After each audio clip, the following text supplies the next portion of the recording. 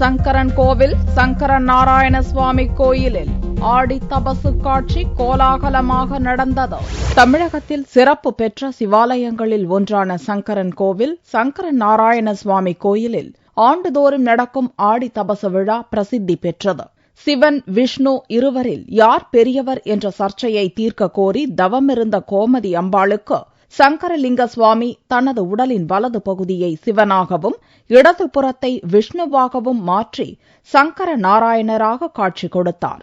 இந்த அரிய காட்சிதான் ஆண்டுதோறும் ஆடி தபசு திருவிழாவாக கொண்டாடப்படுகிறது. சனிக்கிழமையன்று மாலை 6 மணியளவில் கோயிலிலிருந்து சங்கர நாராயண சுவாமி ரிஷப வாகனத்தில் எழுந்தருளினார். சுவாமிக்கும் அம்பாளுக்கும் பட்டு, பரிவட்டம், மாலை மாற்றும் நிகழ்ச்சி நடந்தது.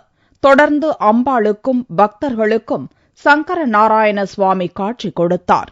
பக்தர்கள் தங்கள் நிலங்களில் விளைந்த பருத்தி, வத்தல், காய்கறிகளை சுவாமி அம்பாள் சப்பரங்களின் மீது வீசினர். இரவு 11 மணிக்கு மேல் சங்கர நாராயண சுவாமி யானை வாகனத்தில் சங்கரலிங்க சுவாமியாக பக்தர்களுக்கு காட்சி கொடுத்தார். இந்நிகழ்ச்சியை காண தென் மாவட்டங்களிலிருந்து திரளான பக்தர்கள் பங்கேற்றனர்.